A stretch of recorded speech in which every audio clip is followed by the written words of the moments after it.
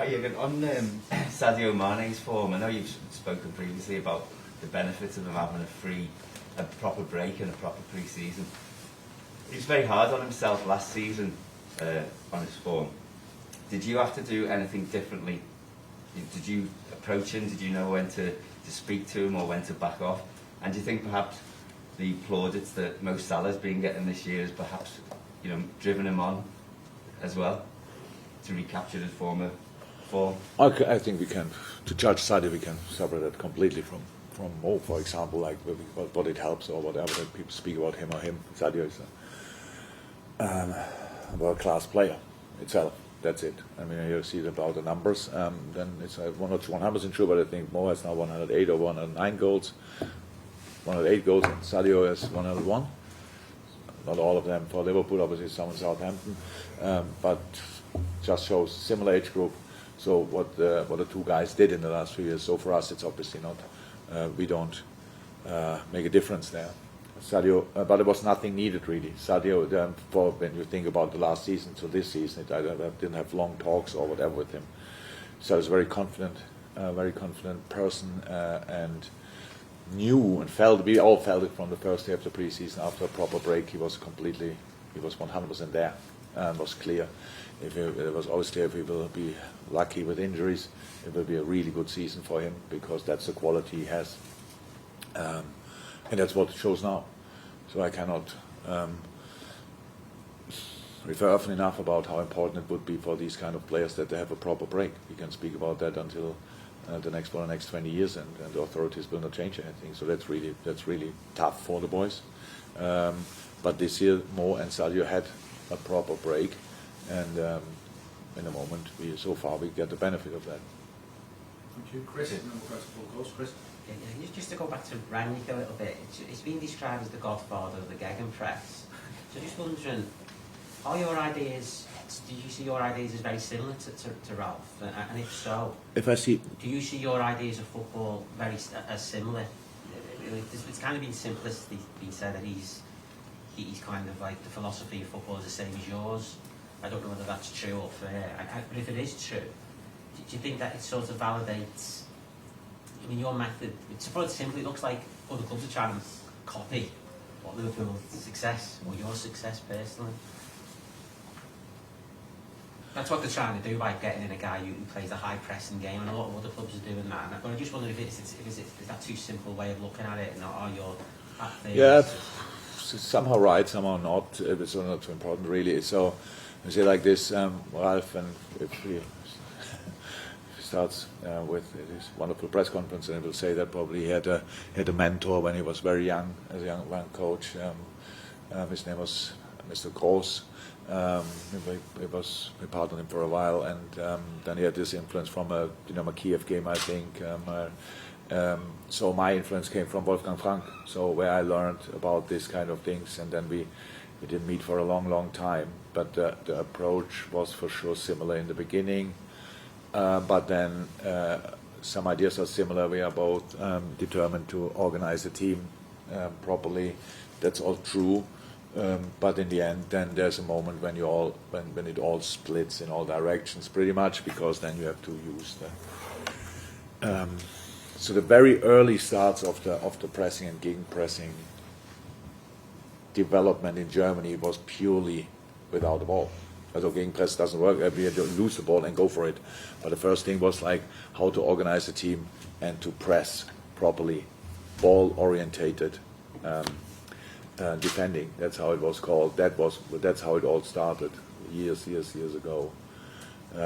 In a time when in Germany still most of the teams, pretty much all the teams, still played 3-5-2 with a proper libero in behind.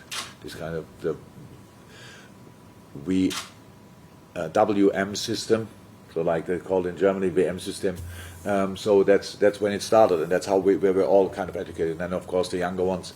So I'm younger than Ralph. So, but I got he was already on duty in different clubs when I started the coaching. So I was influenced by Wolfgang Frank. That's the truth. So and I cannot really compare it, but I know from all the talks that with him that a lot of ideas are not too far away from each other. That's for sure. But the job is then to do. You have an idea. You have to then adapt it to your team. and that's I found it myself not that easy when you come in the middle of a season with 20 games between now and New Year's Eve. Pretty much, that's a massive challenge, because the things you want to change, you have to train on the pitch, and that's a challenge we all face, obviously, because we don't have time for that. So either your team is already educated in that, or you need long meetings. That's the other chance you have. So will be interesting. Nice. Paul Ghost, and then if that's the final, that's Paul Ghost, and then Paul Ghost. Yeah, I just wanted to ask about Harvey. We've seen videos of him here, working and trying to get back to fitness. I'm just wondering how far along he is in that, and given his age, is it kind of harder for him to recover mentally because he's such a young player, but also easier physically because he is so young, if you understand what I mean? I do. I can't say I saw him running this morning, so it's now, we have this foot injury, so like, there are rusty mornings when you get up and it does feel well, so, but he's running outside, full body weight, good sign, that's all fine. When he will be back, I have no idea. From a mental point of view, Harvey is rather an old soul, I would say. He's very mature for the young age, so he's completely fine, I would say, in the moment with the situation. He accepted it, deals with it, and everybody around tries to help him. But when you think maybe I should cheer him up a little bit, it's rarely needed. He's obviously a brilliant family at home and is a rather positive fella. And yes, we all hope, from a physical point of view, that the young age helps him to recover quickly. But quickly is not so important. Fully is the main thing. So, and there's absolutely, as long, in a moment I hope, I don't eat my words, but I cannot see a scenario where we would or even think about rushing him back. It's just not, he's our long-term prospect. And each day we can get him back earlier, it's great, but we will not rush that.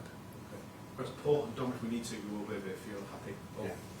Yeah, you mentioned last week you were unhappy with opposing teams maybe targeting Sadio and Atletico a couple of times, and then Arsenal. And it's Sadio who is affected by that, so maybe you take him off early in games. Is that something you've spoken to about? You've spoken to about? Oh yeah, that's a much longer. It's a thing. Even when it was not obvious for the outside, you can see it in games that they go for him, that they want to wind him up. Yes, we weren't talking about that, obviously. But that it's two different things. One is to make Sadio to make really aggressive. There was a game, I think it was against Flamengo in the World Cup final. Rafinha wanted to go for him after he caused him some problems when we played Bayern in the Champions League. It was obvious from the first second. It was really hard and wanted to, and then directly having a discussion with him. What do you want? So like fouling him and then getting up and tell him it was nothing. So these kind of things. But Sadio is now in an age where he's much better than that. Not that emotional anymore, but we all need our emotions, obviously, and sometimes we control them better and sometimes less. But yes, we had these talks, of course. But that was not about that, because it had nothing to do with the situations. I really think it had nothing to do with the situation against Arsenal. Pretty much it's a completely normal challenge. And then bam, and it was against Madrid, and I said, and against Atletico, it was obvious. They had a red card. And I think you might remember this directly in the next situation. I think a player of Atletico went down and made for Saldo Mortale just to make sure. So now they get yellow or whatever as well. So that was what I was talking about. But so what have you spoken to him about in terms of his off-pitch demeanour? No. It's just that that we the headlines we pay back with football. We pay back with football, and especially you pay back with football. So whatever they do, we make a football bill.